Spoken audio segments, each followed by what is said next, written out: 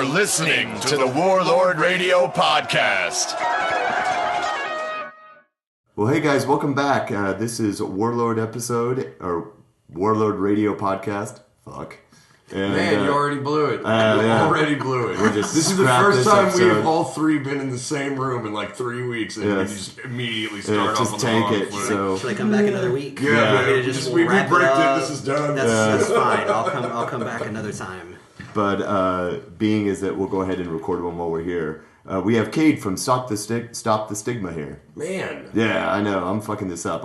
We have Kade from Stop the Stigma. Welcome to Warlord Radio Podcast. Kade, how are you, pal? I'm doing great. Thanks for having me, guys. Appreciate the invite. Thanks for coming out, and sorry about our lack of professionalism. That's all right. I'm lacking a little bit of that myself, so I'm in good company. It's a Thursday. It is. I mean, we're professionals. We'll pull it out, but it's Thursday. I'm not going to try that hard. So this kind of came together because I've met you before at Texas Frightmare Weekend. Mm-hmm. I've seen the Stop the Stigma booth that you have there, or table. Yeah. And then it was one of our previous guests, Scott Reese, kind of put us in touch with each other. And he's like, hey, you should have Kade on the show. And immediately that was like, yeah, of course, we absolutely should. Scott was such a good dude that if he just came at me with a random name, was like, have him on your show, I'd be like, yeah, that's happening. No, that's the kind of guy Scott is. He has that personality about him. He's a real good dude. He is very, very good. So tell us, put that part in there so he hears me. That's right. That. Yes, absolutely. Yeah. All right, we'll make sure he gets the plug. We're all about putting our guests over in any way we can. That sounds good. So tell our guests what Stop the Stigma is. Yeah, so Stop the Stigma is a nonprofit organization. We do have our federal 501c3 status. What is that? Say if you're me and you don't know what the hell that is, what is that? That's basically what that means, is that we have the federal tax-exempt nonprofit status. You're legitimate. Yes, we are legitimate by state and federal standards. So our nonprofit organization, the mission overall is to... We're fucking this whole podcast up. I'm sorry, kid. So you have a very serious mission that Stop the Stigma is, and we're just knocking shit over and blowing all the promos. That's what this podcast is all about. It's gonna get better. Somebody's gonna elbow drop you later. No, it's all good. I'm sure eventually the episode will turn to wrestling, because I think every episode has. Well, I grew up on wrestling, so we can. I'm sure we can steer it that direction. And it's a serious business that we're in, so it's nice to be a little lighthearted. Right. Yes, very. It is. Very. If you can be lighthearted about day-to-day stuff like dropping stuff on the ground, butchering an intro, whatever, like you have energy left over for the stuff that really needs it. Right. If you're too serious all the time, then... So before we so unprofessionally ruin the whole room, what exactly is the mission of Stop the Stigma? So that's why I'm here. So Stop the Stigma, like I said, is it's a federal nonprofit organization, and our mission is to eradicate the stigma that society puts on mental health and asking for help when someone's struggling with their mental health.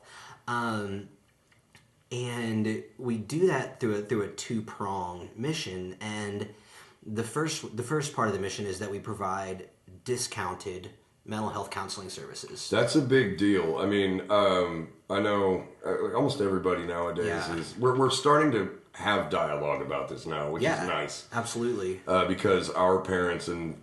It's like every generation you go back, they just had a worse and worse response to mental health issues. Yeah, no, you're not wrong, and that's why I'm really glad to be part of this mission.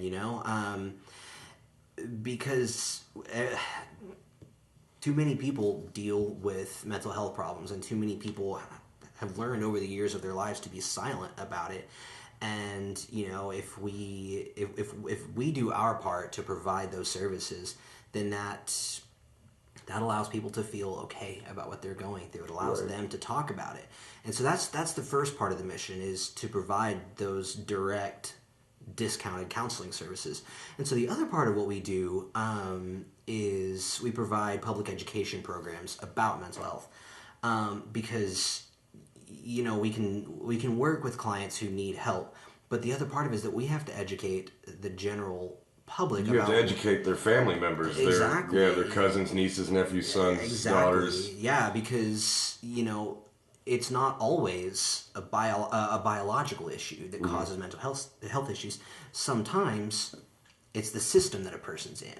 And so if we can educate the general public and a person's, family systems, we can help them understand what mental health is, what it isn't, what it looks like or doesn't look like, how maybe the media has misconstrued what mental health is, movies, TV shows, that kind of thing.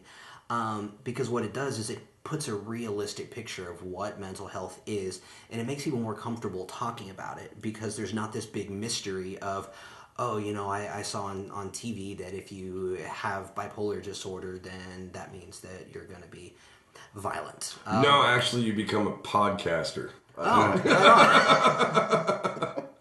You mix in a little bit of PT, and you're good to go.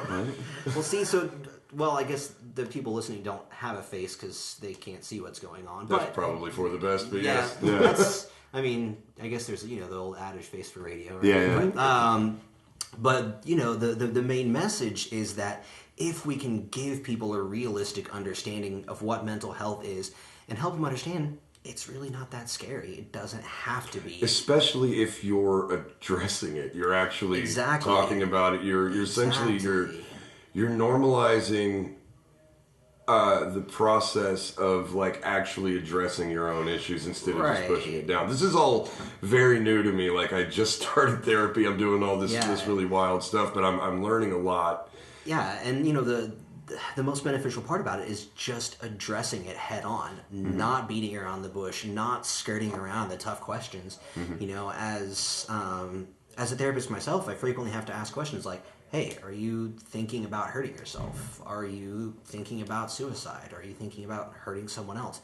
And the best way to get a direct answer is to ask those direct questions. And if we empower both someone struggling with their mental health and the people in their system to have those direct conversations, then we can get to a solution, and it's nowhere near as scary as people may think it is. I'll give you a for instance from my own personal experience. When I first started therapy, it was obvious that things had been going on that had been unaddressed for a very long time, and they were starting to get worse. Because as you get older, your mind does not get sharper, which is something that we all have to realize sometimes. Your mental state degenerates regardless, and if you're already kind of fucked up a little bit, then it's just gonna exacerbate that. Right. So I just started, but I couldn't have done this 5 years ago. Yeah, because it wasn't. The generation that brought us up did not talk about this shit. Oh, right. And if you brought it up to them, they were just like, "Oh no, you're fine, suck it up." Right. Push yourself up by your bootstraps, keep going, don't worry about it. Well, a lot of us did that, and then they just started snapping and blowing up federal buildings and shit. So we needed new tactics on that front. Yes, because there were a lot of checkpoints missed between those two things. Exactly. Shit, I had a point. Come on, Carrot, you can do it. No. Here's my point. Without normalizing the dialogue in the first place about this, I couldn't even be as honest with my therapist as I am. Right. I have a relatively new relationship with this guy, and so I'm still a little apprehensive about just putting it all out there. I give him more than I'm comfortable with for sure, but I'm not there with this guy yet. Yeah. But 5 years ago, before people started actually talking about this stuff, right, I couldn't have even done that. I would have walked in and been like, "I'm fine. I don't know why I'm here. Here's $50." Yeah. It would not have worked. I would have Ralph Crammed in the whole fucking situation. It would have been terrible. Yeah, and it is all about that dialogue. It really is. Well, you're not psychic. You need to know what's going on with the person you're addressing. Well, and not even the dialogue necessarily in the therapy room. It's about dialogue outside. Because what I tell my clients when we're working together is I get you an hour a week. I used to know the percentage of how many other hours there were in a week, but I only get you for X% of any given week. The hard stuff's done outside. Yeah. We talk, I give you tools, I give you skills, but, you got to take it with you. You got to practice. But if you're not comfortable talking outside of here, if you're not comfortable talking outside the therapy room because your system still stigmatizes mental health so badly, it's going to take a long time, and it may never take hold. And so that's why that second part of the mission is so important to us. You keep using the term system, and I'm curious as to kind of what you mean by that. Yeah, exactly. no, That's a good point. So, in the sense that we're talking about here, system means any part of a person's life. Really, it's family members, coworkers, friends, social system, essentially, family system. I use that word very broadly to mean anyone who is an important and involved person in the client's life. Okay, and so how would, can you give me an example of how, a system would affect someone differently than somebody? That's a bad way to No. I think I understand what you mean. So we'll take two young adults, and I'm making this up as I go, so bear with me. Let's call them Derek and Gregory. Right. All right. So yes. So Derek and Greg. So we have. I'm gonna go with Gregory. I like Gregory. Yes, I won. Damn it. I already forgot the first guy's name. We're gonna. It doesn't matter. We're gonna go with Derek and Gregory. How about Karik?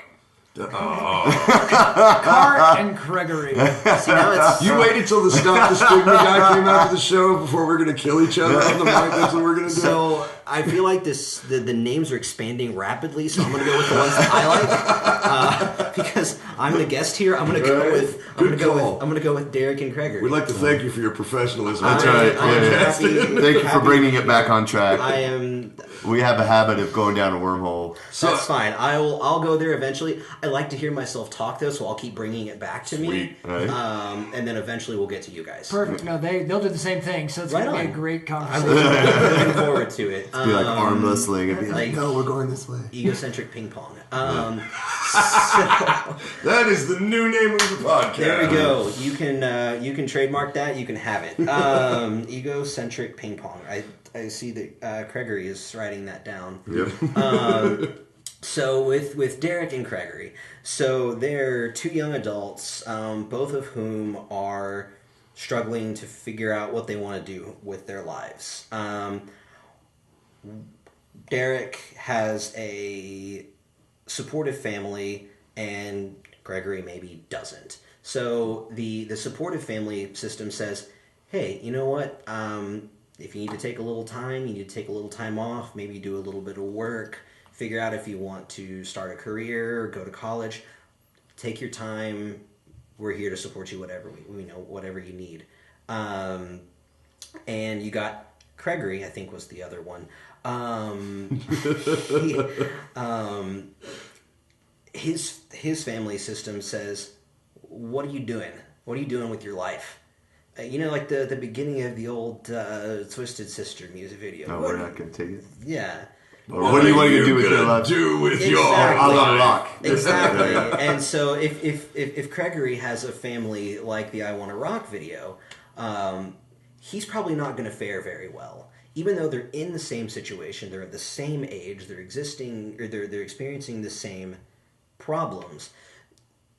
How supportive one family is over another is going to potentially have an impact on how they see themselves and how they pursue whatever direction it is they decide. So to it's go. essentially the nurture side of the nature/nurture paradigm. That's or a whatever. lot more concise way of saying that whole thing. Yes. Okay, cool. No, man, we needed to eat up some time. Go for it.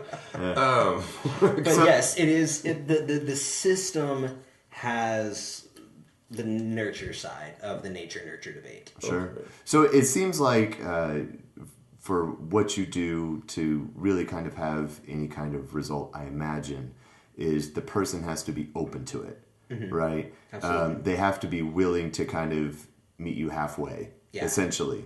And that kind of ties in with what Carrick is saying. You have to yourself be kind of ready for that, because if you go, or if you try to start a process and someone is taking you there, or someone is like, you need to do this, you're going to resist it. Absolutely. Right?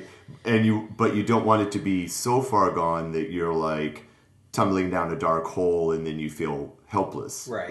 Right? It is ideal to not hit rock bottom beforehand, but that's not always easy to do. But also, it's like, it's like if you're just like hell-bent against it, it's like probably doesn't matter how good you are at your job. Sure. It's like people are going to be resistant. Sure. So how do you get someone to open up if they're feeling like they're not ready, but you can tell that they need help? It's all about patience, man. Patience and compassion. Those are the two big things that are important in working with someone who is maybe not ready or struggling to find that willingness. Because if I, as the counselor, sit down with them and I try to pry and push and pull and get and extract the information, then it's not necessarily going to be of their own will and accord that it's coming out. It's going to be because some person was asking them questions. It's almost like, and this is a pretty extreme example, but it's kind of like how you can't trust the confession of somebody under torture, essentially. Right. No, I mean, you're right. Yeah. And so if a person comes in and I'm experiencing resistance with them, my job is just to be patient, to understand that resistance kind of shows me something about where they've come from. Mm-hmm. That this resistance, this barrier between the two of us it probably started off as a survival skill at one point. Mm-hmm. They had to keep to themselves. They had to be tough or silent or whatever the case may be to make it through their environment. And this kind of ties back to that system. If they come in and they're resistant, I learn about their system. And so my job is to kind of counterbalance that system with, you don't want to talk? That's fine. We're here. We'll listen. When you're ready, I'm here. Until then, it's all you. I'm gonna tell you guys from experience, though. If you do go to see somebody, go ahead and talk. You're paying for that hour regardless, right? And that's get your money's worth. You bring up a good point. I mean that financial aspect kind of makes it all the more reason to talk about it. You've already paid for it. So what about someone that's open to it? Someone that, is of their own accord, mm-hmm. and they're ready to fix something. Like they don't necessarily know exactly what it is, but they're ready to fix something. Yeah. But they're surrounded by that negative environment where it's like no matter how much good you do, when they go back to whatever their home life situation is that they're going to be right back into a situation that kind of got them there in the first place. And they're, most likely you're not going to just be able to kiss off your family, your friends, your job, sure. Whatever cycle that you're in at the moment. Yeah. You can't just have the luxury of being like, oh, well, I really just need a new career and a new house and a new job right. and new friends and everything like that. And you start a podcast. You're going back to that, I guess. I don't know. That's gonna be so if you're having problems, start a podcast. Start a podcast. Right. So, we're just going to keep coming back to that. So podcast. No, and that is a very, very realistic example because it's not as easy as just telling everyone, hey, listen, talk, be kind, be compassionate to one another, because there will be people not involved in the mental health world who don't agree with it, mm-hmm. who don't see it as a problem, and who refuse to change. And, I try to be as realistic as possible and acknowledge that is going to be the case very frequently. And so part of what our job is to help the person we're working with accept themselves, mm-hmm. to kind of be their own sense of validation. So I personally practice counseling from an existential perspective, and there's this term that we use in existentialism called existential indifference. And indifference has kind of a negative meaning in everyday use, but I think it's a very valuable tool in this sense. So what that is in a case like what you were talking about, Craig, was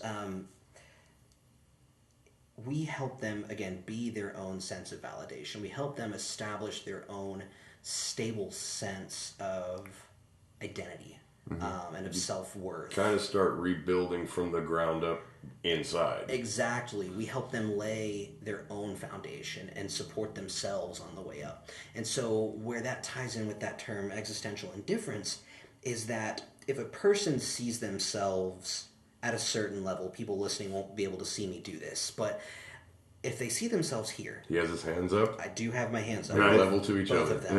Yeah. And if this is their stable sense of self-worth, then if someone pays them a compliment, maybe it makes them feel a little better for a little while. His hand raised slightly because the person felt better. I like the play-by-play. Thank you, Orson Welles. The Martians are coming. I think of John Madden. John We'll go Madden. with John Madden. Boom! There we go. And if someone insults them or causes them some harm, maybe it brings them down a little bit. But if they have that stable sense of self-worth, they always come back to center. Mm-hmm. You basically establish a baseline. Exactly. Okay. We establish a stable baseline of self-worth that other people's insults or compliments won't change because this person feels stable in their sense of self. Okay. And so, whereas a person who comes in relying on external validation, it's going to be bigger waves for every compliment or every insult. And so for someone who comes from a resistant system, I think it is very important to be able to help them establish that baseline so that when they go back into their system, they're able to say, no, actually, I don't agree with what you're saying. Mm-hmm. I don't agree with your assessment of what I'm doing because this is how I see myself, and I'm okay with where I am. I'm not perfect, but I'm okay with who I am. Mm-hmm. That's a huge achievement for a lot of people. I mean, not everybody feels as awesome as they do about themselves, Gregory. Right. But I'm just why are you looking at me? That was very direct. Wasn't it? Yeah. I thought we were talking hypotheticals. No, man, I think you seem stable-ish, right? I guess for us anyway. Right? It's just he because helped start a podcast too, and that's true. I keep didn't even coming back think about to. that. It's basically I'm just like a seething cauldron of like hate and violence. All of this, and it's like very calm. Outside stability is just a facade. Yeah. I mean, you've read like my lyrics and you've seen our show. That is so true. I can't believe I just called you stable. I retract that comment. Sorry. That's all right. No, but it's. I would imagine. I'm talking about because I mean, like, I grew up a musician. Yeah. Like all since I was a kid. Yeah. My family is all musicians and artists and things like that, and so external validation was actually held in pretty high regard. Yeah. In my system, if you will. Yeah. And somewhere in high school, I decided I didn't give a fuck what anybody thought, and that turned out to not be healthy either. Yep. So, I mean, it's I'm working towards finding balance between those two things, and it's a long process, but it is. Again, you couldn't even, without organizations like yours, you couldn't even talk about this kind of thing, really, let alone on a heavy metal podcast. Yeah, man, I'm happy to be here on a heavy metal podcast. We're happy to have you. I'm fascinated by what's going on here. We'll get to more lighthearted fare in a little bit. Yes, we just for sure. we just want to get to the we want to get to the important stuff first. Yes, okay. I mean, we can do that. So just a little side tangent. So you said a key component is to get someone to kind of recognize their self and recognize their true value. Yeah. And I would just imagine that the vast majority of people that are coming to you are just wounded people that need some kind of encouragement in the right direction, and are genuinely just good people that need help. But certainly, you must have come across or heard about just a total shithead that you're like, about to say, do you ever you just don't need to uncover your true self. Best keep that one parked. Son. Yeah. Let's go ahead and bury that with some booze and some drugs. And I'm pretty sure you can't say yeah, that. no, not that, but you know what I mean. So even if in your head you're thinking it real hard, you can't just say that to somebody. Yeah. And this is where I'm glad that HIPAA exists and confidentiality keeps me from bringing that stuff. Yes, bringing that stuff yeah.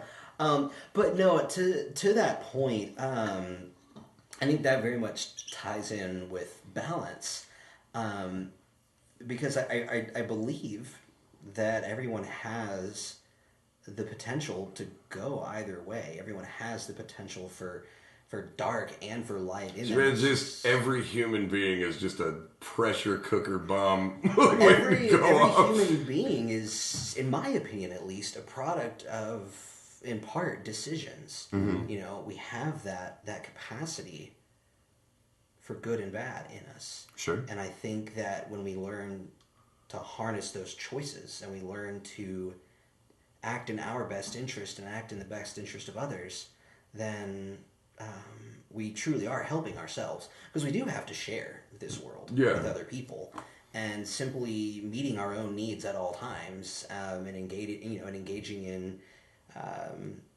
things that make us happy at all times, it doesn't necessarily help the people around us. You are not a sim. Exactly. Exactly. Actually, you were. I was. That was a cost. I played a sim on TV, man. Played it very convincingly, I might say. Do we have a clip? Yeah.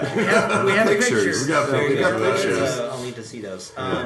But I think that even people who come in and have been making troubling decisions, people who have been covering up trauma with alcohol and drugs, or they've been engaging in violence, we accept them just as much as we accept anyone else. Which is a big deal, because a lot of those people, like, even if they realize, like, okay, I'm kind of a shithead, maybe I'm tired of being such a shithead. Right. And there's a reason that shitheadery happened to begin with. But it's daunting to be looking through a list of therapists going, man, all of these people are going to think I'm a shithead too. Exactly. It's a hard bridge to cross. For the record, we're not going to. But in my head, I was just like, all these people already think I'm an asshole. Right. And, if there's like a wanted poster of Carrick behind the door, it's like, don't let him in. People are like,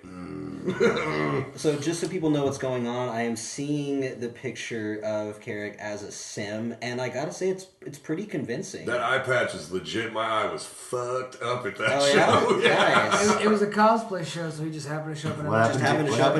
What happened to your eye? I got like fucking a sty on my upper lid, and then that healed, and I got one on my lower lid, and then the one on the upper lid came back, and I had a show, and I was like, well, I got to do something about this, man. Well, I mean, it's outside of like black metal face paint. An eye patch, I feel like, is going to be the best cosplay. I rocked it, man. You could have gone full corpse paint. Probably. That would have been pretty. Next time it happens. Right on. But also with the sim. With the sim diamond has to stay. Right, yeah, the sim diamond and some black metal corpse paint. That's actually fucking genius. Right? You can use that also. Thank you, Kade. No problem. Happy to help. But I was making a point. Oh yeah, even people who have made decisions that others might consider them to be a shithead for.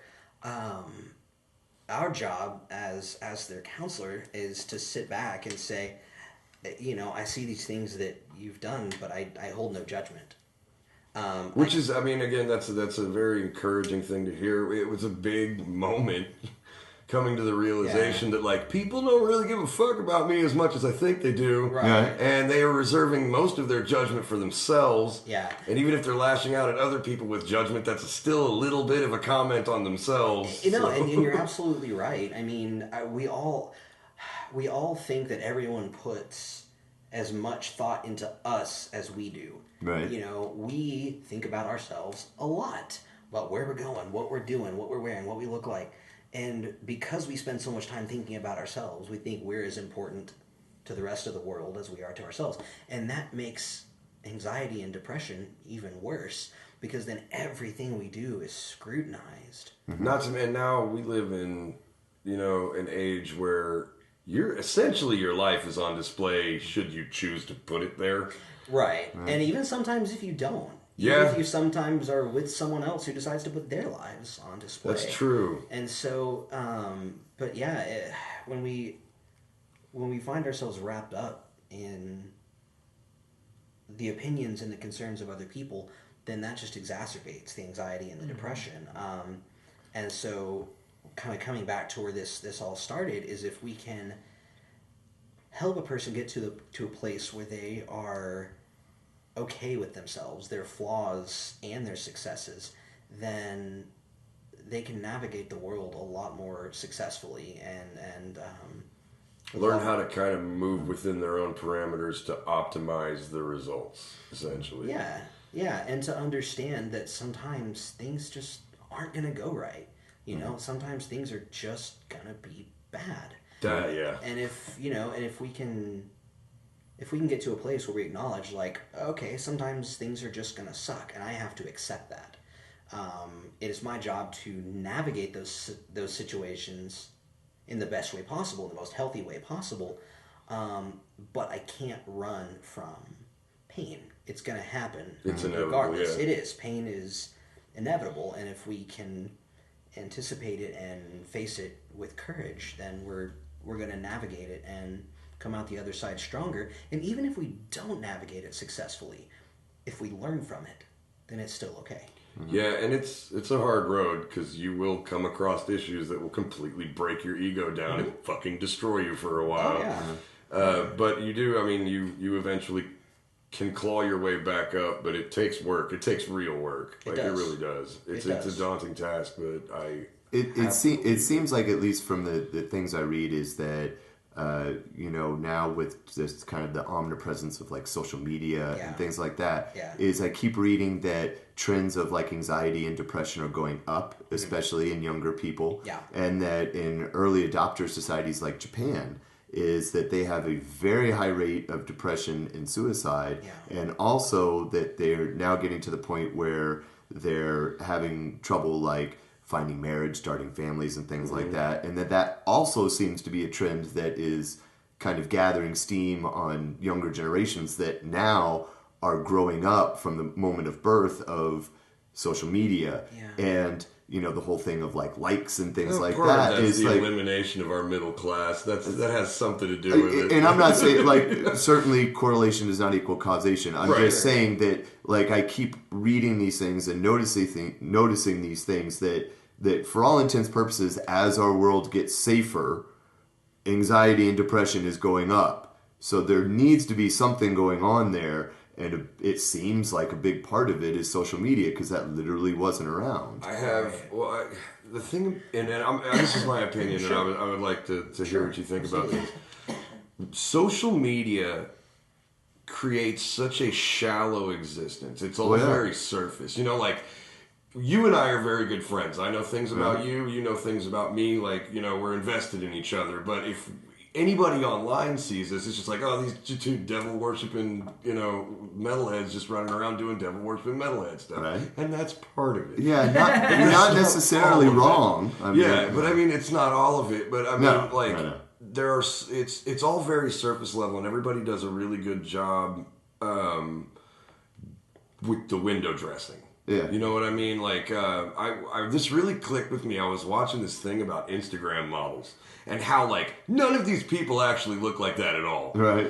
Like, it's fucking crazy, some of the apps that you can just, like, it just gives you a whole nother body, but it looks sort of real, so. I'm just, like, me being obviously older than, the kids nowadays, is that, like, I went through a significant portion of my life where, if someone wanted to talk shit about you, it was behind your back. Yes, and you might hear about it from a friend, or, if they were like a bully or something, they'd say it to your face. But at least you had that interaction. The threat of physical violence is a great deterrent. Yes. But with that now being gone, is that you have extremely young kids worried about... I mean, kids have always been worried about how popular they are, but now it's like global scale. Now it's like multiplied like times infinity, and it just seems to be getting more intense. I mean, like, look, like there's seventh graders with like 7 million followers and stuff like that. Well, I mean, look, I cannot go anywhere and not see people hardcore just living on their phone. Yeah. Like, as of for instance, just yesterday, I went to the park to take my dogs for a walk, like I do every day. And walking across the parking lot was a little girl that was running across, and I made sure to give her plenty of space. And following maybe 50 feet behind was a mom just staring at her phone, and I could have plowed over that kid and the mom would have never seen it. Shit makes me crazy. Now, that is an adult. How is it for when that little girl is like 12? Yeah. You know what I mean? Like I'm just saying, like... I think one of two things will happen. They'll either embrace that completely and just live their lives in a VR headset of some sort. But that does seem to be the way we're going, because this stuff is accelerating. It's not slowing down. No, technology... Like it's going to be to a fast. moment where, it's like now it's like you have to check your phone, but is it not too distant future just going to be a thing where it's like on a chip in your head, where it's just 24 They're already hours a working day? on that shit, man. Right. But that's like... And then we see this kind of like epidemic of mental health issues, right? Where it's like I said, in many ways, like life has gotten so much better. Right. Like I'm not going to die from a paper cut now. Yeah, that's great. Yeah, antiseptic's awesome. Yeah, you know what I You mean? may feel like you're going to die from the paper cut, Right. because let's be real, Yes. those are awful. Oh yeah, totally. But no, you're that used to be a mortal wound. Yeah, on the, like appendicitis. Yeah. Like, damn, man, Carrick died. He had something wrong with his kidney. It's like, but now they can fix it. Chicken. Yeah. But yeah, no. Regarding that trend, I think that social media can be helpful, but it can also be very hurtful. I think it's all depending on how it's used. Just like anything else, just Right. like I was mentioning earlier about choices. If you invest yourself wholly into social media, and that's where your relationships and your meaning come from, then the real world is going to be very unpleasant. It's going to be very difficult. But for example, we have a Facebook page, an Instagram page, and people message us pretty frequently asking for resources, asking for help. And I mean, people from outside the U.S., people from as far away as, I think the furthest away we've gotten a message was from the Philippines, maybe, just reaching out saying, this is a mental health resource, I don't know what to do, can you help me? And so in that aspect, I think that when used properly, social media can be an incredible resource. I mean, we couldn't live without it promoting. I mean, we're all Right. involved in several projects, and none of that stuff would see the light of day without social media. Yeah. And there We're obviously are, not talking about our projects. We're talking about the other evil Yeah. social media. Exactly. Right, Yeah. right. Our stuff is good. Follow us Yeah. at Warlord Yeah. Radio Podcast. Stop the stigma. But yeah, I think when used properly, it can be very beneficial. But when used improperly, it can be an absolute nightmare. And you can hyper focus on the wrong things. Right, you can hyper focus it, but you can also become a victim. You can become a victim of the things that you're exposed to continually. If like you were saying earlier, Craig, if you live for the likes, if you live for the followers. As soon as it got to that point, I pulled all my social media. Right. Like I had to. I was getting weird about it. Yeah, and it's very easy to fall into, that trap of investing your self-worth in your social media profile. And that's what I was saying about it being kind of shallow, is you have this constant influx of people, quote unquote, living the best life ever. Right. But you can't see what's out of frame. Yeah, and I heard it one time that things like Facebook and Instagram can be tailored to show the highlight reel. You don't see any of the behind the scenes Exactly. That's a perfect way of putting that. All you see is the highlight reel. And if you think everyone around you is living a highlight reel, then your life is going to feel very unpleasant, because you see your behind, Comparing yourself to, exactly. And but all you're seeing is single snippets of however many dozens or hundreds or thousands of people you follow on social media. All you're seeing is a couple of snippets here Exactly. and there. And You don't only see what they want you to see. right. And so if that's what life looks like in a certain person's mind, then of course the anxiety and the depression are going to potentially follow, because their life doesn't look like that. If you think about it, fail videos are a more accurate representation of humanity than social media. Follow Fail Army, yeah. Exactly. A guy racking himself because he fell off his skateboard because he was skateboarding at 30.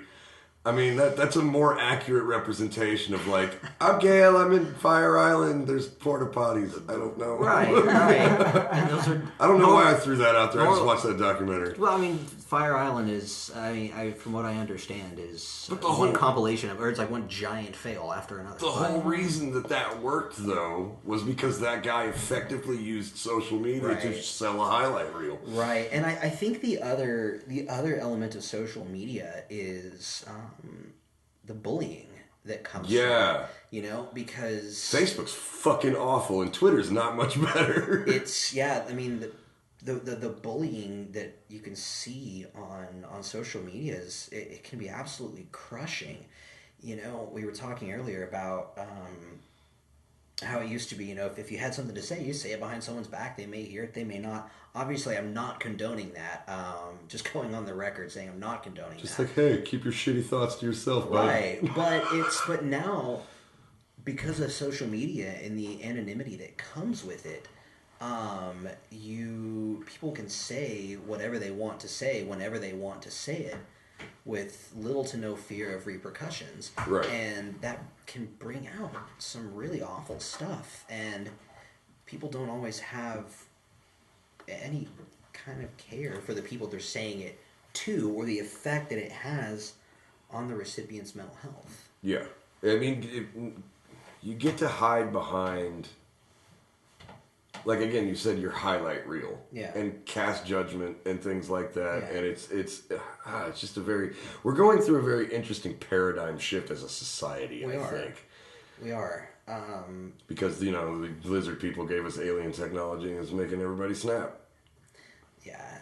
And, sorry. That was a little bit of a left field, but... Yeah, no, I wasn't expecting lizard people. Not. Right. I don't believe in lizard. I'm going to throw this out there. I don't believe in lizard people. Wink. I don't know. You kind Derek's of more of a dove gay in frogs there. kind of guy. Yeah. You kind of went in there. How can you think about lizard people when they're making all the frogs gay? Yeah. Which is fine, and we love and support the frogs. Yeah. So moving forward, Greg, On that note, let's take a quick bringing break. it back Let's, home. let's take a quick break and We're going to take a quick break. I need to get some tobacco in my lungs, and we will be right back with Kade from Stop. Damn it! I Ah. did the same thing you did. That's right. Should I just say my stuff? You say it. We will be right back with me, Kade, from Stop the Stigma after this. Bam. Nailed it. Yes, Right? lizard people. We're both fired, and you're taking over Warlord Oh, Radio. no, don't put that pressure on me. Right?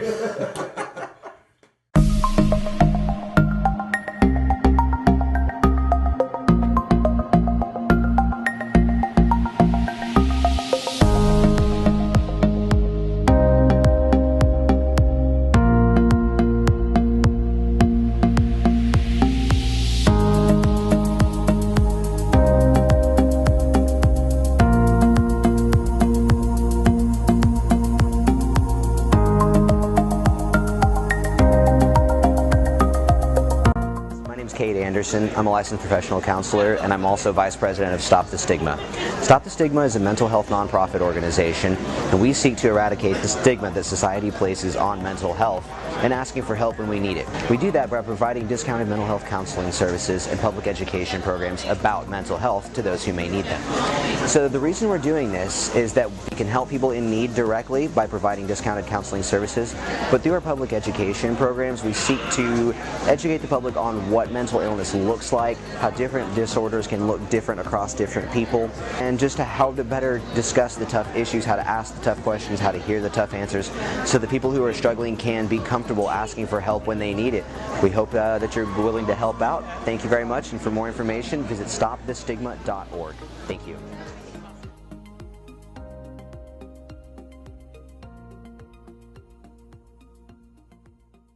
Welcome back to round 2 of the Warlord Radio podcast with Stop the Stigma. We have our friend Kade. Nailed there. it. Nailed it that time. Only took me twice. So I have a confession to make. Yeah. I have been really busy at work, and I didn't get a whole lot of time to research you and what you did. And I thought you were a band. I thought I was like, stop, the Stigma's coming in. This is a metal band, and I couldn't find it anywhere. And I was like, there's a lot of stuff about mental health here. Right. So I'm really glad to. I wasn't expecting this conversation at all. I'm enjoying it, but I thought we were going to talk about metal. Right. Oh, we can talk about metal because I mean, I think. I think that the two can go hand in hand. Okay, so you and Craig know each other through Frightmare Weekend, correct? Right, and so for a little bit of backstory, kind of how all this got started. So I had actually been doing Frightmare since 2011. At the time, I was working on getting my master's degree for counseling, and so I did that for a couple of years. And then at the end of 2015, it was December 2015, one of our longtime volunteers at Frightmare Weekend, Michael Cooper, we all called him Coop. Yeah. He died by suicide that year. Oh, that's rough. I'm sorry. It was a real tough loss for the Frightmare family because he was one of those guys that like everyone on the staff knew him. Yeah. Everyone on the staff knew Coop, had a story with Coop.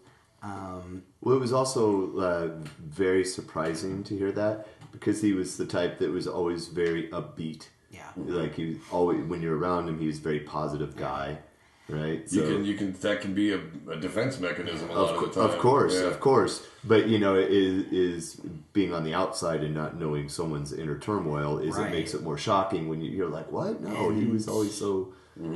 So easygoing. It was a surprise for everybody. And so after Coop's funeral and after everyone had some time to kind of process what happened, Lloyd and Sue from Frightmare approached me, and they knew that by then I had finished and I was working as a counselor here in Denton. Basically, they said, we've got to do something. Like, we can't believe this happened. None of us can believe this happened. It can't happen again. And so, that's really kind of the moment that it started. Was when they approached me and said, we've got to do something. We didn't know what at the time. It was all very much kind of a several month long brainstorming session where I worked with our clinic director and president, Heather, and she and I were looking all over Denton County and trying to find an organization to join and be a part of, to do our part. And what we realized was that Denton County is severely underserved as far as mental health goes. Denton is one of the lowest funded per capita mental health counties in the state of Texas. MHMR system is very rough. In terms, and it's like it's not even just like the way it's set up. It's like like you said, staffing, specialized fields, right, and things like that. Like they have very limited resources, and they do what they can. They're good people, Absolutely. But you can only do so much. Right. When you're stretched as thin as underfunded agencies like MHMR go, there's only so much you can do, and they really are. They're absolutely doing their best, and I commend all the steps that they're taking. They just don't have enough resources to make it work, and so Denton being so underfunded in Texas is one of the lowest funded per capita for mental health in the United States. We are very much the suck it up buttercup state. It's and then Denton is just so far down the list, and it doesn't need to be that way. And so that was the wall that we kept running into was there's nothing.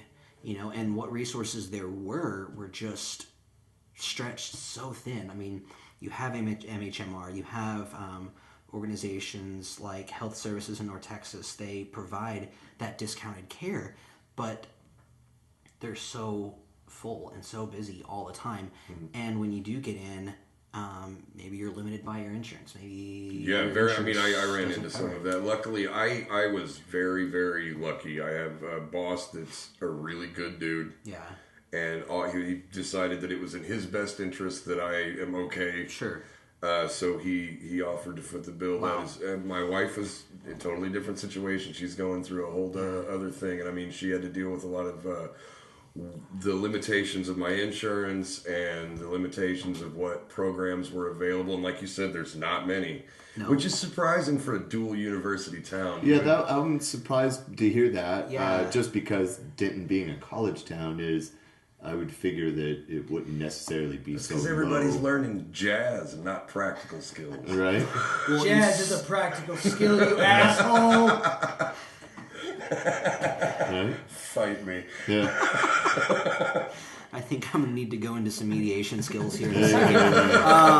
Kade, the arbitrator. Oh, man. But, and also so much of Denton County is still so rural. I mean, obviously southern Denton County, not so much, but you get out to like Little Elm, like anything between here and Collin County it's starting to improve, but not improve, it's starting to gentrify. Yeah. But you're right, there are large stretches that are very rural. And you know, it is surprising though, like because both UNT and TWU have great counseling programs. They're both very high up in the state and national rankings, and they produce high quality counselors, and they offer low cost sessions. But I mean, they've got wait lists potentially that are months long. I did some work at 2 UNT clinics, and I mean they were producing great results, but the wait lists were so long.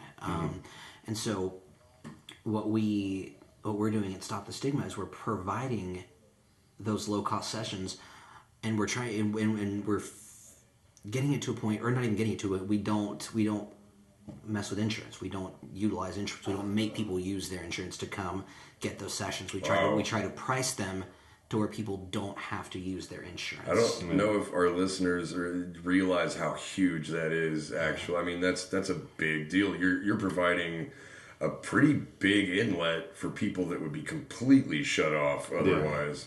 And that's exactly what we're trying to do, you know, because the more people we can reach, the more people we can give access to mental health care to, it acts as a ripple effect. You know, the more people learn to talk, the more they can talk to others, and they can talk to others.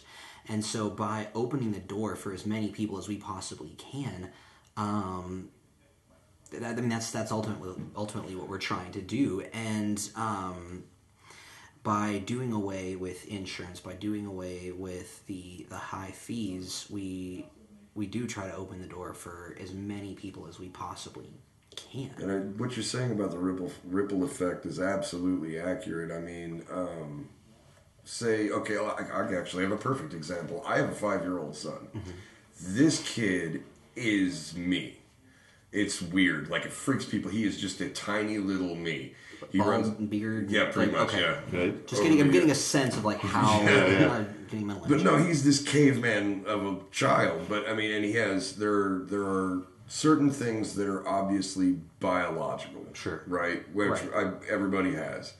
But I mean, we always chalked it to like, oh, you're a lot like your mom and your mom's an asshole. That was what I got. So I was like, I just grew up to be kind of an asshole. And now that I'm going through this thing, I'm starting to recognize behaviors in him and actually recognize them for what they are. Right. Instead of just like, oh man, that 6-year-old is a dick. Like, that's not the most healthy way to approach that. No, that's generally Instead not you're like, oh, that 6-year-old's kind of experiencing anxiety that's manifesting itself strangely. I couldn't have said it better myself. Because generally, not a healthy thing to call a 6-year-old. Yeah, I totally agree. I just want to throw that out there. I don't call my son a dick to his face often. You do it on social media. Only when you're and so, but you know, all that. Man, I had a really good point. The social media thing threw me off. Right. The element of biology, you know, in our work, we've seen time and time again where we have people, kind of recount their family history. You know, have you seen these symptoms in any of your family members? And it's surprising how frequently we get the answer of, oh, yeah, I never really thought about it that way. We always just thought, you know, my aunt was kind of off. And, you know, you can insert any term there, and then you kind of hear those generational terms of how these disorders have manifested themselves and been treated in previous generations. And we finally put a label on it of anxiety, depression, bipolar disorder, personality disorders. Podcasting. That's not in this issue of the DSM. I think it's going to be in the diagnostic. Right. Just in red crayon. It'll be in the DSM 6. Yeah. But yeah, it's enlightening and almost empowering when people are able to see, like, oh no, people in my family have struggled with these same things, but I am giving myself a chance to handle it in a healthier way. Mm-hmm. I'm giving myself a chance to not handle it the way that other people in my family have handled it, and I'm proud of that. I'm proud that even though our biology is the same, I'm not destined or slated to go down the same road because I can make different decisions. Personal progression, in my mind, can really be, first off, validating. Yeah. You know what I mean? But it also, like, it almost instills, like, this sense of, like, this is going to sound really dumb, but, like, almost like securing my legacy a little bit. Mm-hmm. Like, that I am taking steps that were not taken in the past, and it is advancing me in whatever way. Well, no, it's not dumb at all. I mean, if we can take something that has not gone well in the past and we can make it better for the future, then that's exactly what we're doing. But then you get to like 60 and you yell about that. You're like, oh, these kids don't know how hard it was when I was a kid. It's like, no, because you guys were eating lead paint and beating the crap out of each other. Sorry. Oh man. I kind of went but off no, a little tangent. It makes me wonder. Like, when I'm 60, what am I going to yell about? Because I did not walk to school uphill both ways in the 100-degree snow. Your kids are going to come home from school one day and they're going to talk about how they had a real serious breakthrough with their counselor. Like, when I was a kid, we had to rewind our videos after we watched them. We didn't have mental health resources. We got charged when we didn't rewind our videos. Exactly. Tell me about what you're going through. We had to read actual books. There were no Kindles. We had to turn the pages ourselves, sometimes lick our fingers when we did so. Like a sucker.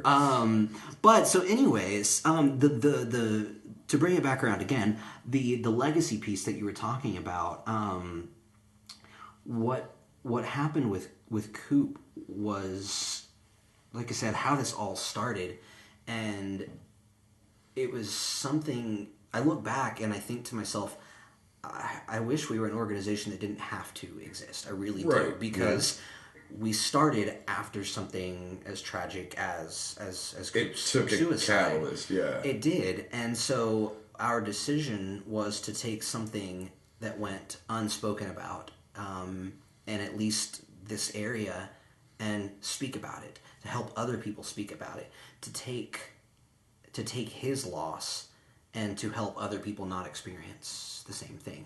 And so when you mentioned a legacy earlier, I'm thinking to myself, no, that's exactly what we're doing.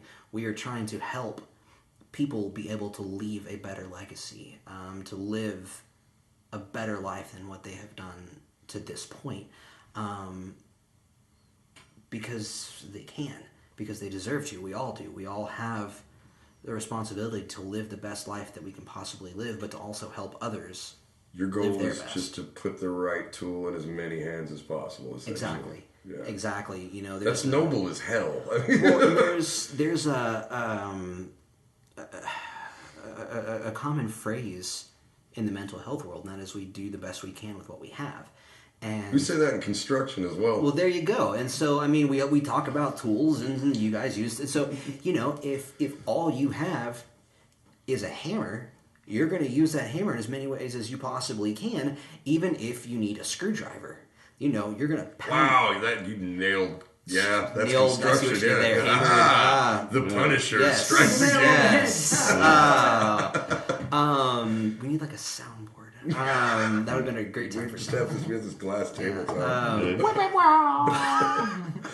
But that's the exact point. I mean, it's so much effort and probably completely fruitless to try to hammer in a screw. But if all you have is a hammer, that's what you're going to use. It'll work in a pinch.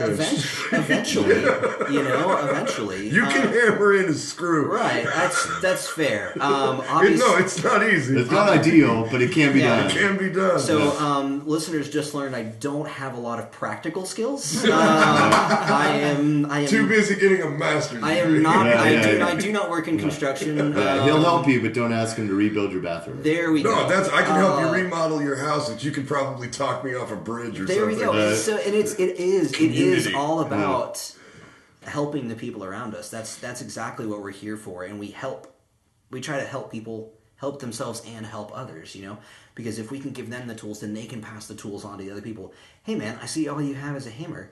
I got this thing called a screwdriver. Let me show you how to use it. And that's how best friends are made. Exactly. And podcasts. And podcasts. So let me ask you this. So the genesis of Stop the Stigma was kind of the aftermath of Coop's death. Right. And then Lloyd coming to you. So who do you work with? Like, who comprises Stop the Stigma?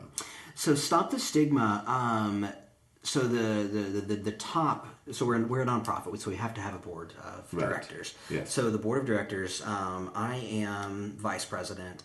Our president, her name is Heather. Hope you feel better soon, Heather. Yeah, Heather was supposed to be here tonight. She couldn't make it because she's sick. Yeah. And then so Sue from Frightmare, she's our treasurer. So she's up there as well. She and Lloyd have been incredibly huge in the role, in our continued forward motion. Yeah. And for people that don't know, Lloyd and Sue are the couple that run Texas Frightmare Weekend. Right. It's their baby. Yeah. So we talked a little bit more about them with the episode with Scott. With Scott. Yeah. I just wanted to recap that real quick. Yeah, I should have clarified that earlier. But yeah, and so they've been really instrumental in getting us to where we are. And we do have we have a few counselors, and they're the ones who actually provide the mental health counseling services.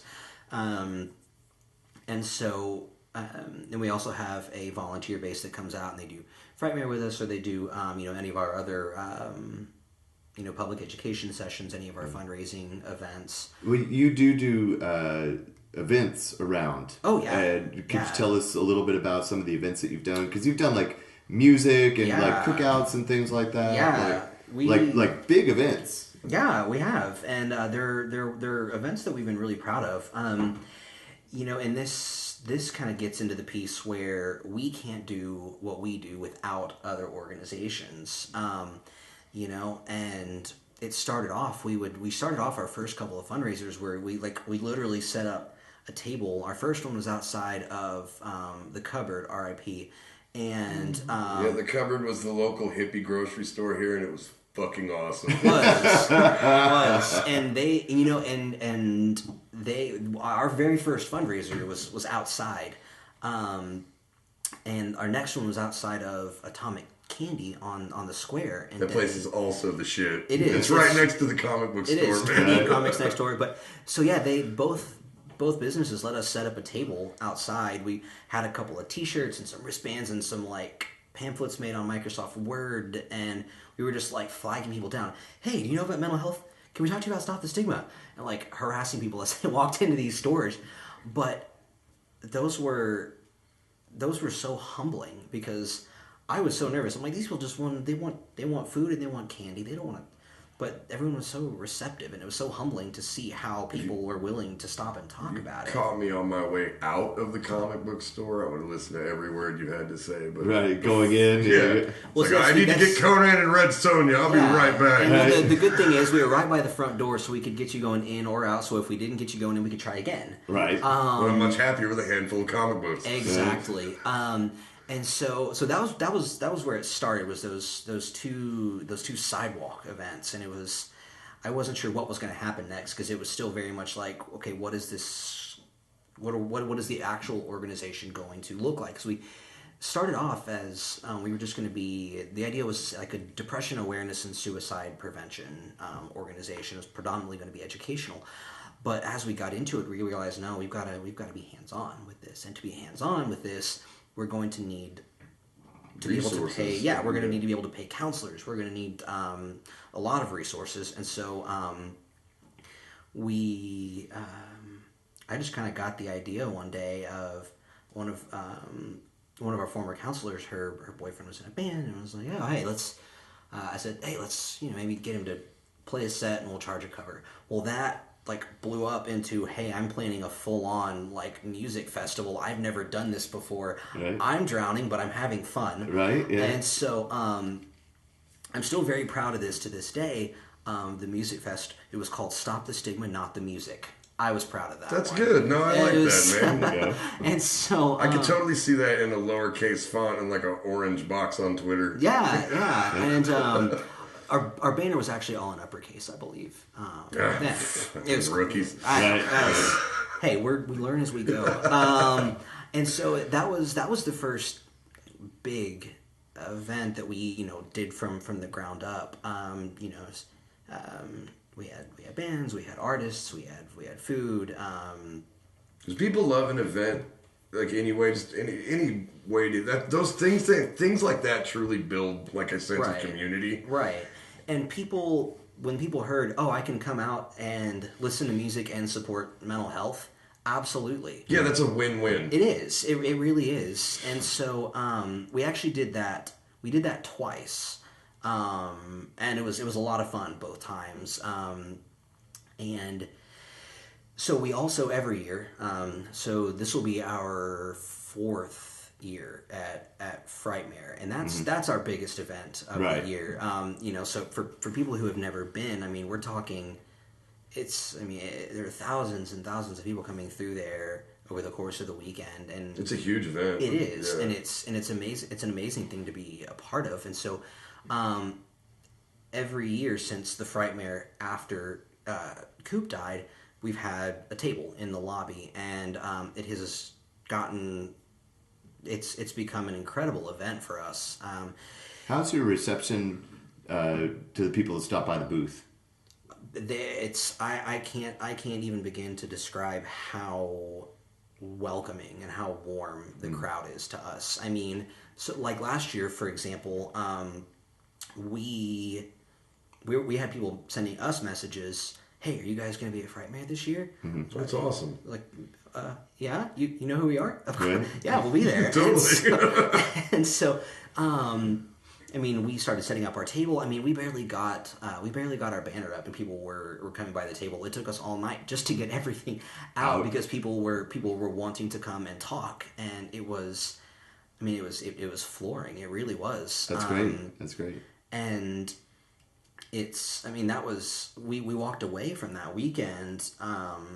And we were all kind of speechless because, what 2 years before had been kind of this, what I was talking about earlier. We had a table, some print material, some stickers and stuff, right? We had a couple $100 to talk to some people. Last year, by the end of the weekend, we had raised $24,000. Jeez, that's very impressive. And it was, I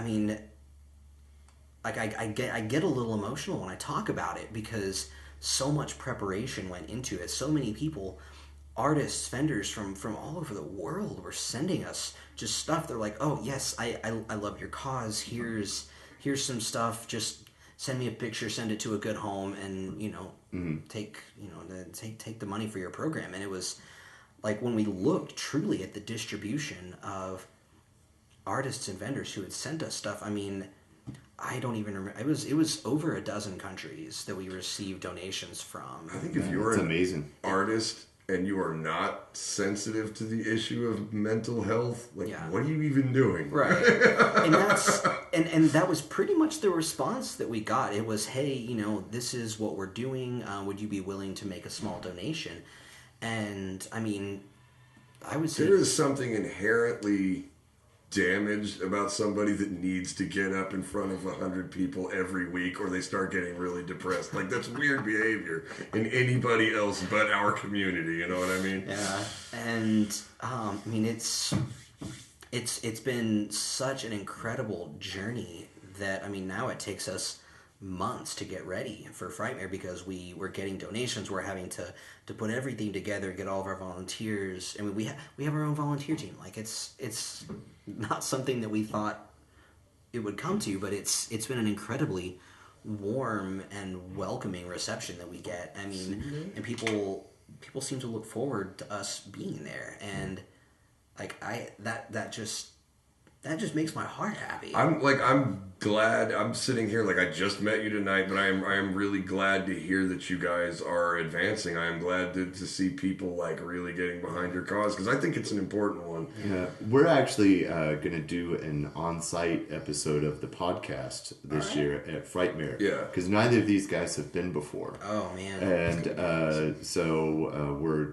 we want these guys to kind of like walk around and take in the sights and stuff. We'll definitely stop by. And then kind of at the end of the day, like talk to people. We'd love to talk to you or any of your staff for sure about, like Friday night or whatever, and just, see what's going on. I was going to invite myself on to begin with, so I'm glad that you extended the invite. Now it's not awkward. Yeah.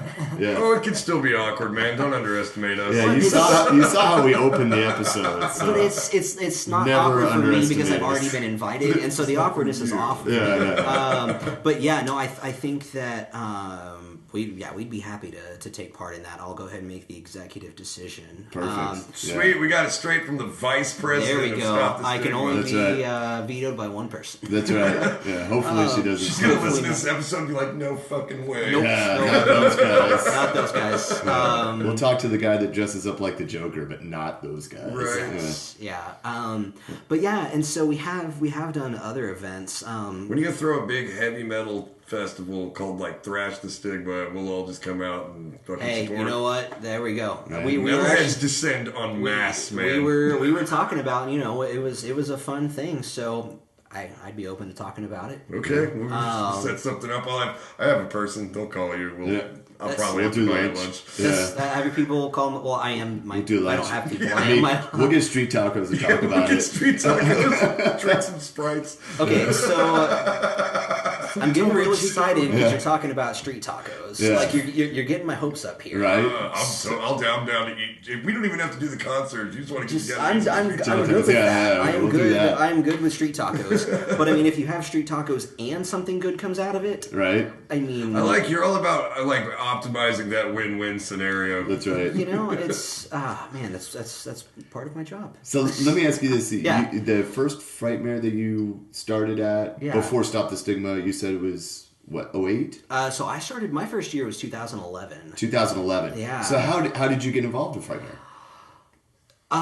So I got involved through my best friend Sam, who had volunteered the year before. He was real close to Lloyd and Sue, and so he brought me on. He's like, "Hey man, I'm doing this thing," and I'm like, "Hey man, count me in," and never looked back. Okay, I've been dying to ask you this the whole podcast, and now that we're starting to move into a little bit lighter subject. Are you a horror movie fan? Absolutely. Oh yeah, what kind of stuff? Well, I've got Otis Driftwood from House with Thousand Corpses tattooed on my leg. Awesome. So I'll show you later. Right. I want to see it. Yeah. I totally do. No, I grew up. I grew up on horror movies. My mom and I, my best friend Sam. I mean, like whenever we got together, that's what we did. Mm-hmm. I mean, summer days we were watching Legend of Boggy Creek. Town That Dreaded Sundown. We were watching all the old Halloweens and Friday. Yeah, that was like my childhood, man. The remake to Town That Dreaded Sundown was actually pretty good for a remake. It was. It really was. The bar wasn't set too high. No.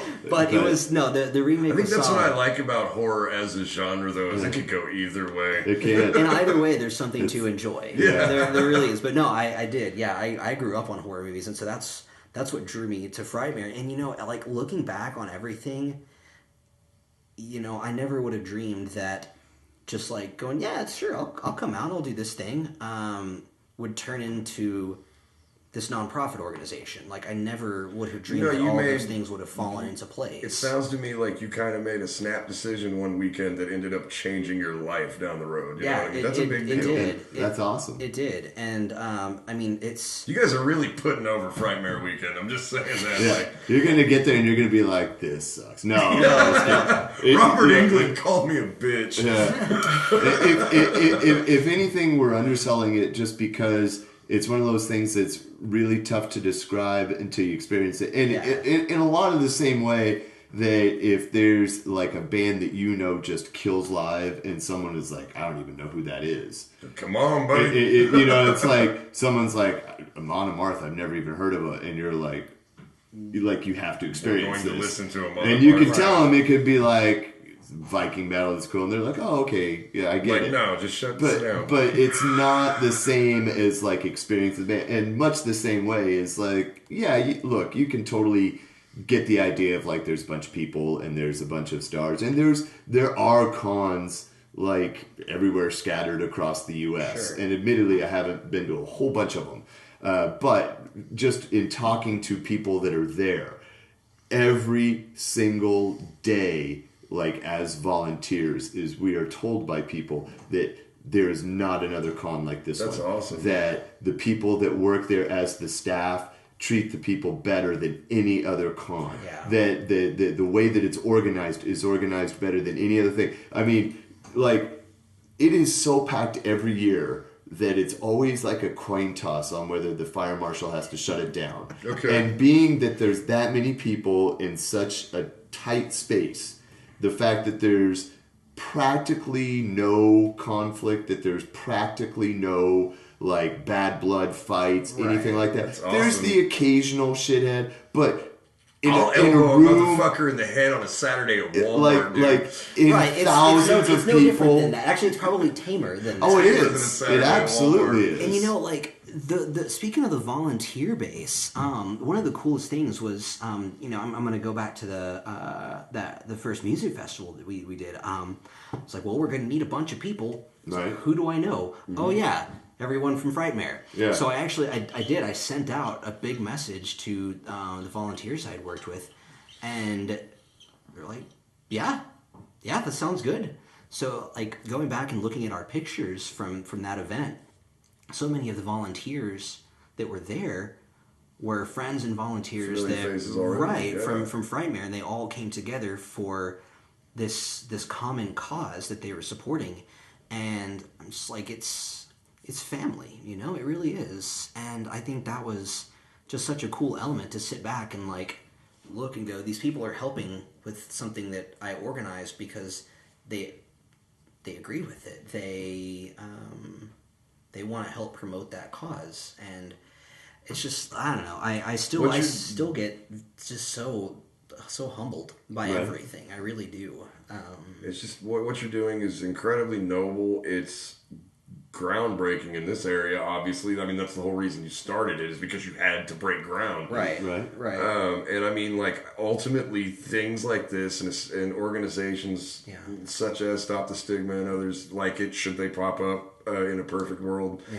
I mean, you mentioned ripple effects earlier. This will ripple positively throughout its area of influence. And that's the hope. And you know, I think the biggest part to all of this as one of the co-founders has been the need for patience, because there is a lag time between when the difference starts and how many hours of work go into the project. You guys know that. Oh, yeah, man. Yeah. For every 3 minutes you hear on an album, maybe a week went into that track. Right. I mean, not counting the writing process and the practicing. Not even counting setting up drum mics. Yeah. Right. Exactly. Oh man.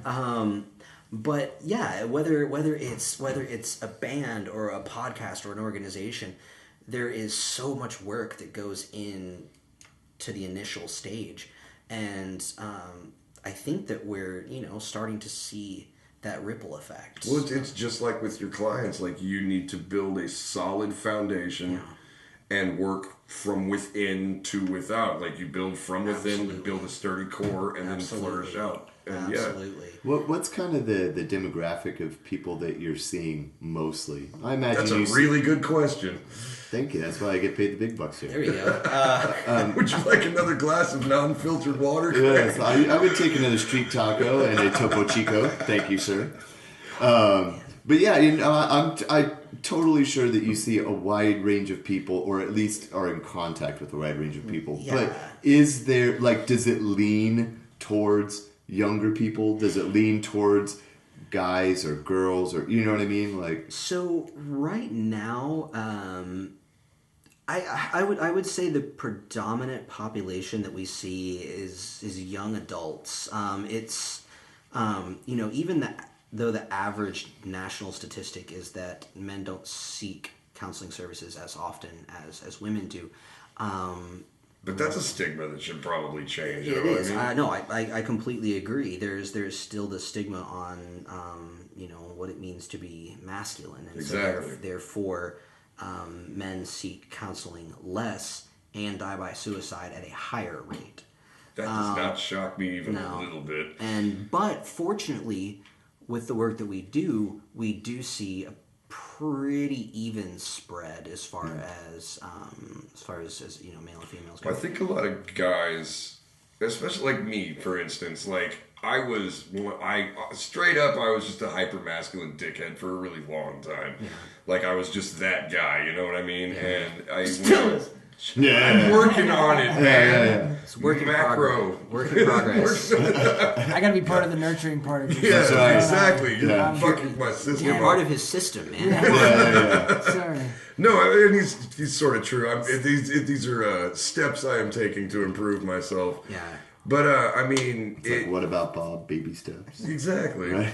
But it was a movie. lot just to come over, like, to overcome the fact that, like, society, in my mind, I was expected to be a certain way. Sure. And realizing that, fuck that. No, I really don't. I really need to be my way and really not worry about the others. Like, I need me to be okay for the things that I care about. Exactly. You know what I mean? I need to be okay with what's important to me. Okay, well, I'm going to say that right now, from my view, that took a lot of balls to actually acknowledge. I felt like that was I was like, fuck all of this. I don't give a shit what anybody thinks about this. I have to take care of this. And everybody else's opinion on this is kind of like moot. Right. And that's, that very much does come back to that solid sense of self-validation of, like, I believe what I believe, I feel what I feel, and I experience what I experience, and no one else gets to tell me what I feel or what I experience. And on a certain level, I have to be okay if someone dissents or they don't understand. That doesn't take away the validity of what I'm experiencing, or it doesn't take away the validity of my feelings on something, because they are mine and no one else's. Right.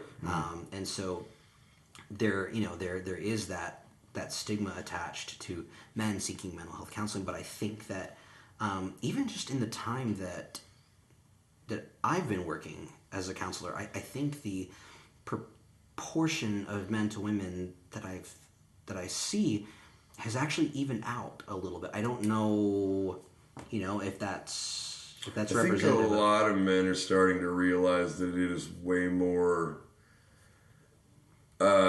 impressive, I suppose. I don't want to say masculine or any, like, it's just, it's healthier. It shows an amazing amount of strength to acknowledge your vulnerabilities. Absolutely. And we're starting to realize that. We're starting to realize that, like, listen, if you're going to keep throwing punches at me, I'm going to start throwing punches back. And I mean that in a metaphorical sense, with the obstacles in your life or whatever. But it's like, I'm essentially fighting to make myself better. That's how I compartmentalize that in my massive dickhead violent reptile brain. You know what I mean? Yeah. No, I mean, and you're not wrong. And I think that, as this conversation continues, whether it's, here in North Texas or anywhere else, it's my hope that proportion can continue to even out, and it'll just take continued conversations. I agree. We're about out of time. We're good. Okay. I'm trying to think of like where do you operate Yeah. out of Denton? Yeah, do you operate out of Denton?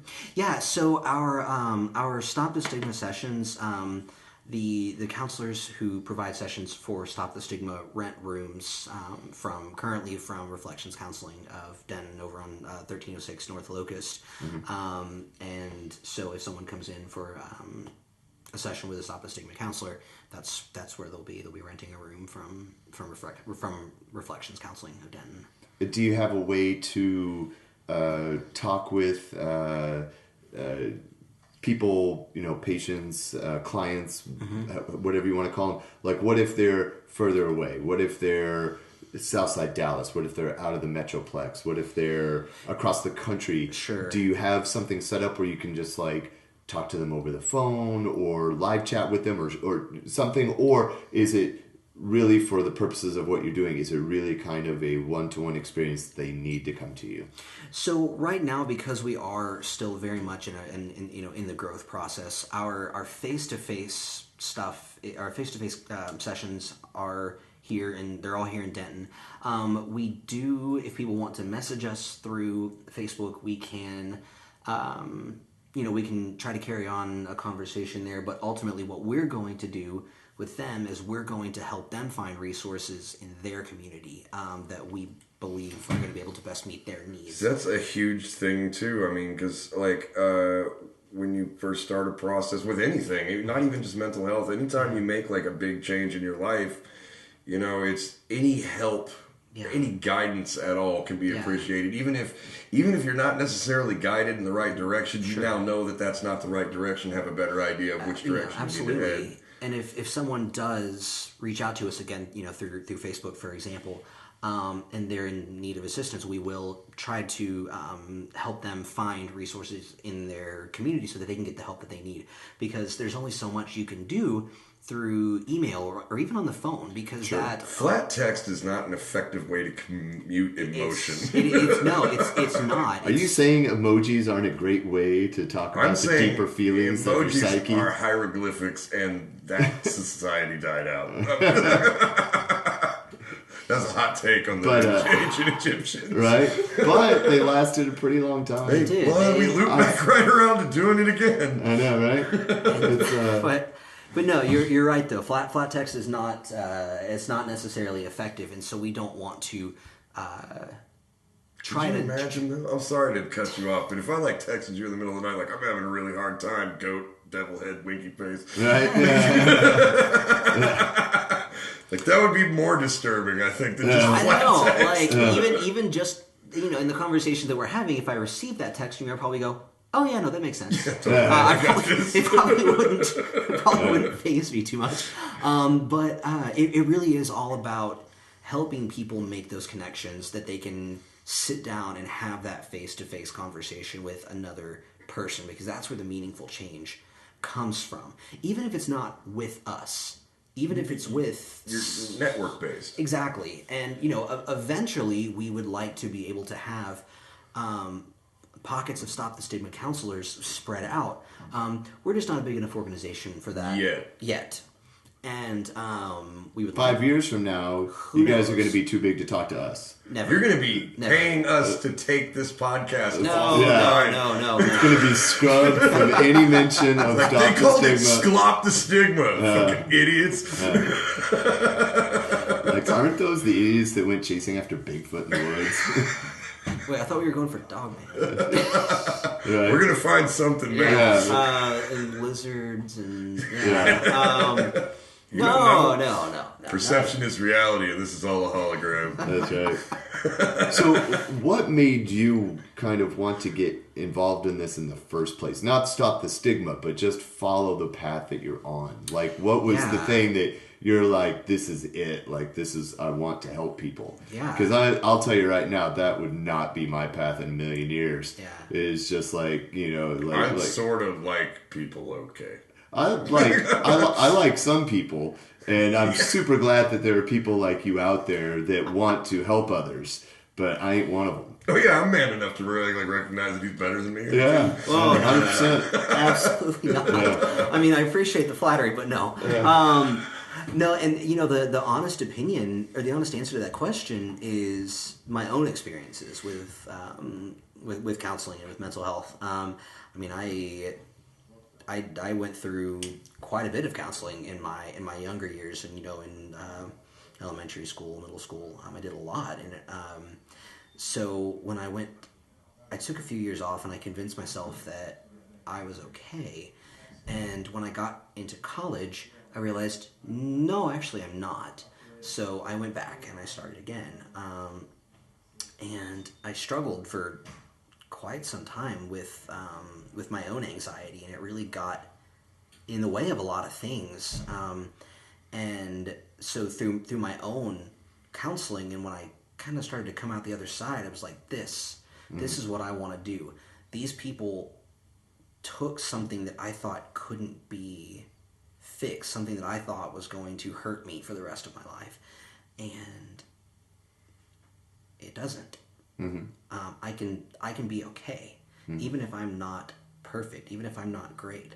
I can be okay, and kind of stepping out the other side of that process. That was the big decision maker, was that I wanted to be that person for somebody else because of how much of a difference it made for me.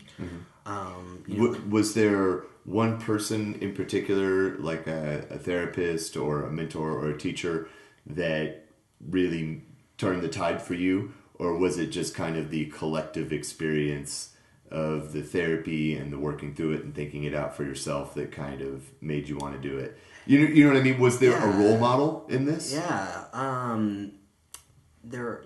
So initially, the initial decision was kind of a collection of several events. And I know my old therapist Diane probably won't hear this, but I would hope not. Yeah. I'm pretty sure Shout she's out one to of Diane. our... Yeah, shout out to Diane. No, One of our 20 subscribers. No, I'm just kidding. We have 34 subscribers. Thank you. Nice. Moving up. But no, so in grad school, as grad school tends to do, the anxiety really started coming back hard, and it started getting in the way again. To the point where I was like, I don't know if I'm doing the right thing. This is too much. So I started seeing Diane. And after seeing her for a while, it really kind of came down to a conversation of what you're feeling now is not representative of what you will feel forever. You feel this way now, and it clouds how you see your future. It's another hard hurdle to get over, especially the younger you are. Yeah, you know what I mean? Because exactly. when you're at a certain age, like, everything is devastating. And everything's permanent. Yes. Everything will change you. You have no concept of time. Right. Everything will change you forever. But really having that conversation of, like, this is what you're experiencing now, but you have a whole collection of experiences that speak otherwise. And each of those experiences holds their own, like, applicable right. But lesson. in that moment, just like happens with any kind of, mental illness, really, those deep-seated feelings cloud how we see the rest of our reality. And in that, in those moments, my anxiety clouded my reality, and I thought, I'm this stressed now because of what I'm going through, therefore, inherently, this career path will make me feel like this forever. But sitting down with her and kind of really slowing down and really looking at the realistic nature of what I was saying and what I was feeling, I think that was kind of the solidifying moment. Nice. You managed to gain perspective, which is, again, so valuable. Yeah. So thank you, Diane, if you ever hear this. Shout out to Diane, our #1 listener. Yes. She has a t-shirt. Yes. Thanks, Diane. So, I guess as we're wrapping up here... what do you got coming up? Yeah, exactly. What's going on with Scott the Stigma besides Texas Frightmare Weekend this year? So we are... And Thrash the Stigma. I'm making that Thrash the Stigma. Thrash the Stigma, yeah. We'll, that will be the next thing. I hope that happens. So hey, I'm count me in, man.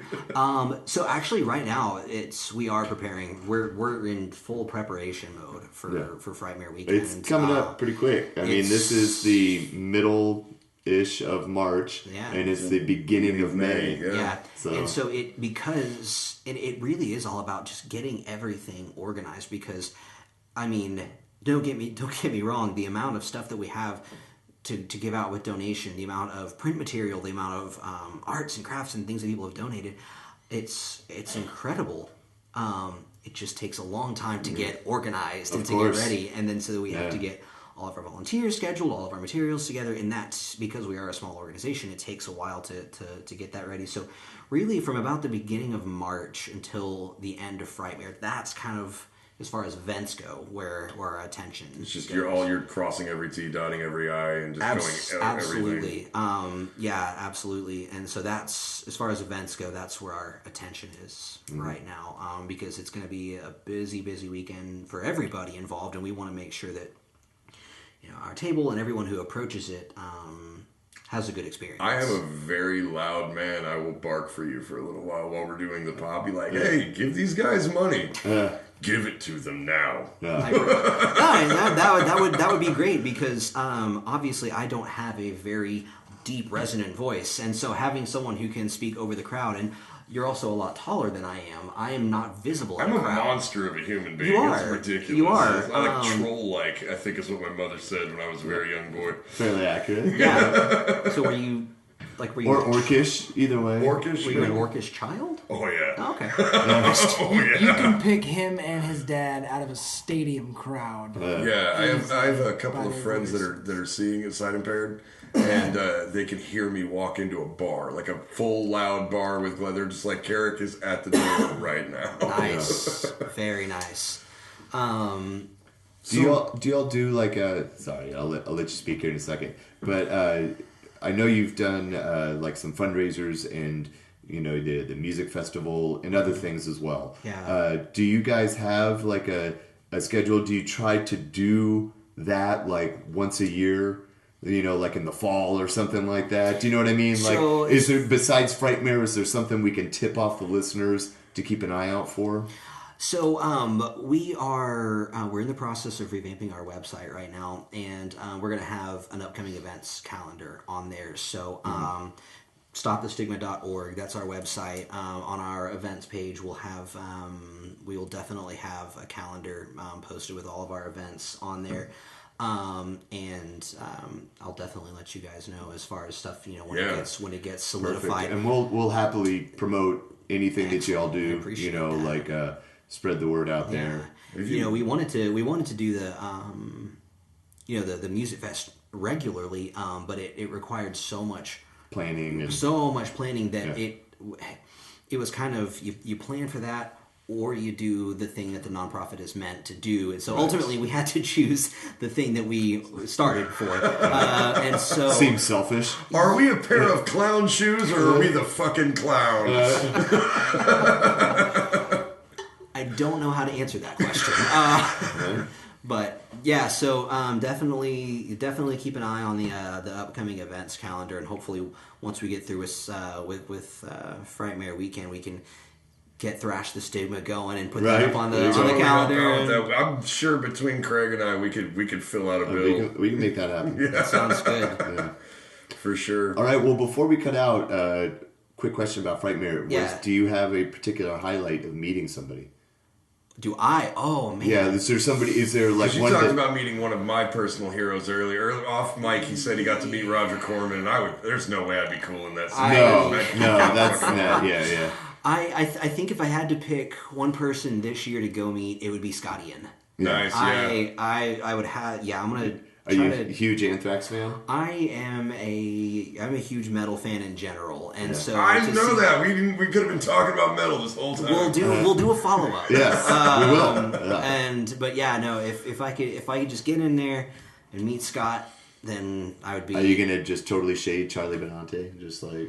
That would be great. I'll fucking yes. Oh man, I'll back you. I wasn't talking to you, Charlie. I wasn't talking to you. Yeah. It's Madhouse's derivative. Yeah. Or so they claim. Nice. But thank you. Took my shot in there. But yeah, if I could get in there and meet Scott, that would be awesome. I think he would be. What about previous guest? Was there like somebody that just like blew your mind? Did you geek out in front of anybody?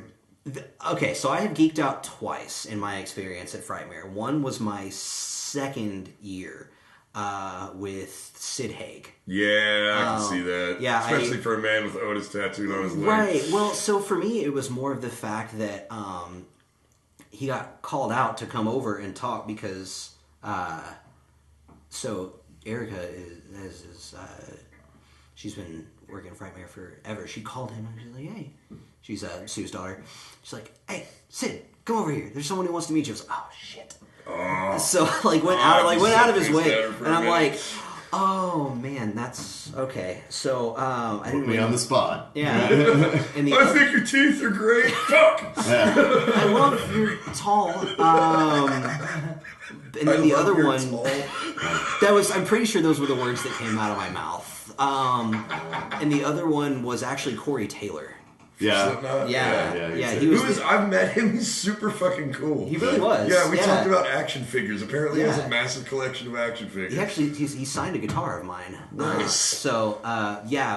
It was Sid and Corey. Those were the two that I really kind of freaked out. Just like, I'm not going to be cool about this at all, and I'm just going to roll with it. I did, and I accept myself. Right. To tie it back into, he accepts who he is, and he's cool with it. I started Stop the Stigma because of a tragic event that happened to all of us, and also this time I geeked out in front of Sid Haig. There was a great story that I had with Sid Haig a handful of years ago where me and Abel, shout out to Flesh Grinder, we were supposed to escort Sid from his hotel room. So where they have Texas Frightmare Weekend is at this big Hyatt Regency at the airport at DFW International. And so guests and stars will all be staying at the hotel, and then at the lower level is where they have the convention. So we were supposed to escort Sid from his room down to where his photo op is, because people will mob him. He's fairly noticeable looking, dude. And when he's down at his booth or whatever, he's not in full makeup or anything like that. He's in street clothes and he's hanging out. But he had gone up to his room to put on his full makeup from House of a Thousand Corpses, and then he's going down to his photo op. So we're riding down the elevator with him, getting ready to take him to his line or whatever. And for some reason, the elevator stopped at a middle floor when it shouldn't have. And the door opened, and there was this Japanese-looking woman that was there. And the door opened, and she kind of looked up and saw who it was. And she almost had a stroke. She was just like, and then the doors closed right on her. Yeah, that's the universe saying, not today, Janet. Yeah.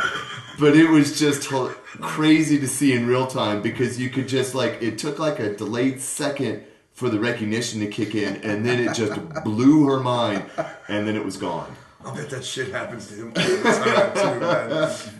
I think the other time I got a little too giddy was it was 2017. We actually got the idea, hey, we're going to carry a camera around and see if we can get anyone to do some promos for us. And it actually worked a lot better than we expected. So we actually got, and you can see these on our Facebook page.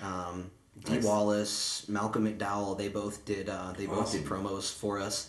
And then we actually got a Bates Motel collective with Max Terriot, Nestor Carbonell, and Freddie Highmore. They all did promo spots for us. Sean Whalen came on and did one. And so we walked away and I was like, oh my God, that actually just happened. Right. That's awesome, man. That's great. I think it's just cool that you're putting something positive out there and you're receiving positivity back. That's how the world should work. So good on you, Kade. I agree, man. Yeah. I hope that we can continue to do so. That's the ultimate goal here is to continue doing good work. I can't summarize it any better. Well, you have an ally in Warlord Radio. We will back you up on anything you might need, man. I'm very impressed by what you're doing. Well, it's I was talking earlier about we couldn't do this without other organizations, and this is no exception to that. You guys having us on here. Shoot a little higher, man. Yeah. Oh, come on! I try to pay you a compliment and keep going. Oh. I'm kidding. Thank you very much. Yeah. Warlord Radio, thank you guys for having me on. So- It's been a great conversation. I really appreciate it. I want to get you back on to talk about metal and horror movies. We definitely want you to come back, Let's do and maybe Any- next time Heather can come. Yeah, and then, anytime. We'll do a nice big round table. We'd love to talk to you guys at Frightmare. Yes. And just see how things are going. Yeah, for sure. But yeah, thank you so much. You know, we try to have varied guests on here. We don't want it to be just one thing. Sure. So we've had everything from like rock Talked and to metal a medium guys last week. to a medium, to like these guys that run a punk rock collective, to Bigfoot hunters and all that kind of stuff. But it's nice that you were able to bring like a serious subject here, and I'm sorry I made dick and fart jokes. yeah, the whole we time. were able to have fun in a respectful manner. So we do appreciate you coming out. We had a good time, and I appreciate you guys having me. Maybe we can one day do a punk rock Bigfoot mental health roundtable collective. That sounds fucking awesome, man. Just put the mic down and see what happens. Yes, I'm in. yes. Well, is there anything that you want to plug, like your social media or anything like that? Yeah, so stopthestigma.org is the actual website. Yeah, Is there anywhere else we can find it? stopthestigma.org is our website. Be on the lookout. We'll have a new page, like a new format coming out pretty soon. We're also on Facebook, Stop the Stigma, Instagram. I think we've even got a Twitter. I don't know. That's not what I do. Are But you guys on Friendster? I don't even. Yeah. I think we still have. What's the MySpace? Fires up and like break stuff by Limp Bizkit start playing. Have a Zanga. But I know for sure we're on Facebook, and I know for sure we're on Instagram. So Awesome. Those are the two that are important anyway. All right, guys. So Well, it's check out at- Stop the Stigma. And at Stop the Stigma on Instagram, right? Right. All right. Right. Perfect. Thank you guys for having me again. I appreciate that. Thank you so much, Absolutely. Kade. And thank you guys out there for listening to Warlord Radio Podcast. Please give us a subscribe and a like or whatever. And please support and spread the word for Stop the Stigma. These guys are doing a very noble thing. It's really, this is a grassroots organization, so it's going to rely on people like you all out there that are listening to share this information. And if you know anyone in need, whether it's you or someone else, please reach out to them. Well said. All right. Well, thank you very much, Kade, for Thank coming you. out. Gregory, as always, it's been a pleasure, my friend. Right? Except for the intro. That was so bad. It took me a minute to get warmed up. I was out of practice. You gotta cut me a little slack. Well, we are Warlord Radio Podcast, and we will see you. We will talk to you next week. Yeah, you won't see us. No, you will not see us. It's better that way. Trust us. It really is. That's fair. All right. Thanks, guys.